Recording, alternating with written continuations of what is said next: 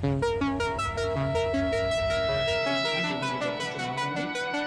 उसके बाद जो राज्य निर्वाचन आयोग के द्वारा आज झारखंड के पश्चिमी सिंहभूम जिले से बड़ी चुनावी खबर सामने आ रही है। नगर पालिका आम निर्वाचन 2026 को लेकर चुनाव कार्यक्रम का आधिकारिक ऐलान कर दिया गया है। चाईबासा स्थित जिला समाहरणालय सभागार में आयोजित प्रेस ब्रीफिंग के दौरान जिला निर्वाचन पदाधिकारी सह उपायुक्त चंदन कुमार ने चुनाव तिथियों की विस्तृत जानकारी दी।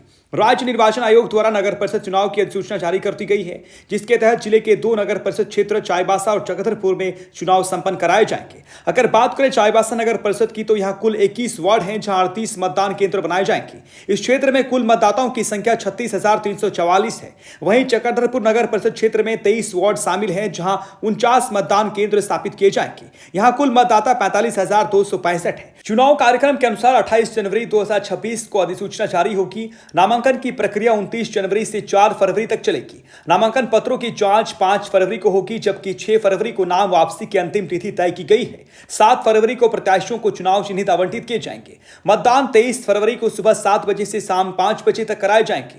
वहीं मतगणना 27 फरवरी को सुबह 8 बजे से शुरू होगी। जिला निर्वाचन पदाधिकारी चंदन कुमार ने भरोसा दिलाया है कि चुनाव को शांतिपूर्ण, निष्पक्ष और पारदर्शी ढंग से संपन्न कराने के लिए प्रशासन पूरी तरह से तैयार है। कि राज्य निर्वाचन आयोग के द्वारा आज नगर परिषद के चुनाव की घोषणा कर दी गई है।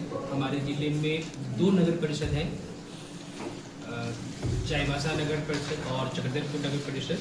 और इसमें चाईबासा में कुल 36,428 वोटर हैं और चक्रधरपुर में हमारे 45,265 वोटर हैं।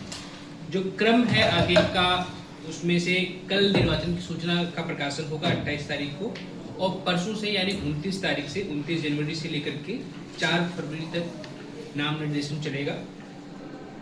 इसके बाद की जो प्रक्रिया है चुनाव चिन्ह प्रतीक आवंटन की, उससे पहले अभ्यर्थी से नाम वापस लेने की, इत्यादि सभी प्रक्रियाओं को होते हुए 23 फरवरी को दोनों जगह पर, चाईबासा नगर परिषद में और चक्रधरपुर नगर परिषद में, दोनों जगह पर चुनाव होंगे।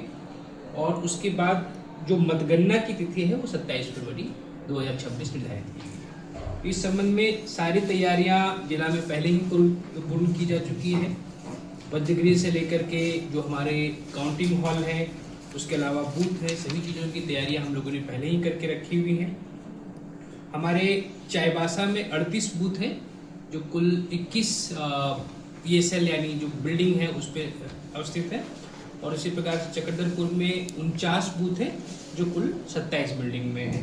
ये क्योंकि चक्रधरपुर में हम तो जान रहे हैं कि वार्ड की संख्या भी ज़्यादा है। हमारे यहाँ चाईबासा में 21 वार्ड है, चक्रधरपुर में 23 वार्ड है। उसी क्रम में हमारे बूथ की संख्या उसी प्रकार से 38 बूथ और 49 बूथ है।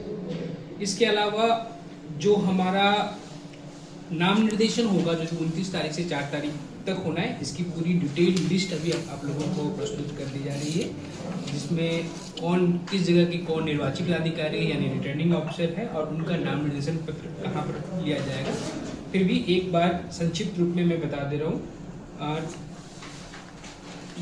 अनुमंडल पदाधिकारी सदर के कार्यालय में जो नगर परिषद चाईबासा के अध्यक्ष पद का और बाकी वार्ड परिषद के भी जो है वो उसके समीप ही अवस्थित जो कमरे हैं उसमें रखे जा रहे हैं। चक्रधरपुर का इसी प्रकार से जो हमारे भूमि सुधार उप समाहर्ता का जो हमारा कुशलमय केनेथ बंडू हैं, वो निर्वाचित अधिकारी हैं और ये SDO ऑफिस चक्रधरपुर में इनका रहेगा। इसी तरह से वार्ड पार्षद के भी जो रखे गए हैं नाम निर्देशन के लिए जो कमरे, वो भी उनके अगल बगल ही रिजर्व किए गए हैं, ताकि जो हमारे अभ्यर्थी हैं उनको किसी प्रकार की परेशानी या कोई कन्फ्यूजन की स्थिति ना। इस प्रकार से आसपास में ही सारे नाम निर्देशन के कमरे अवस्थित होंगे, सभी वार्ड पार्षद के, चाईबासा के भी और चक्रधरपुर के भी अलग अलग जगह पर रखेंगे। इसके अलावा आप लोग जान रहे हैं कि नोटिफिकेशन होने के साथ ही जो हमारा मॉडल कोड ऑफ कंडक्ट है, आदर्श आचार संहिता है, वो लागू हो जाती है। ध्यान रहे कि ये जो आदर्श आचार संहिता है वो सिर्फ नगरीय क्षेत्र के लिए है, अर्बन एरिया के लिए है। रूरल एरिया की सारी स्कीम्स पहले की तरह ही कार्यरत रहेंगी, मगर अर्बन एरिया में कई सारे रेस्ट्रिक्शंस शुरू हो जाएंगे और सभी लोगों से यह अनुरोध है कि जब वो चुनाव के लिए प्रचार प्रसार करें तो इन जो आदर्श आचार संहिता की भावना है उसका विशेष ध्यान रखें।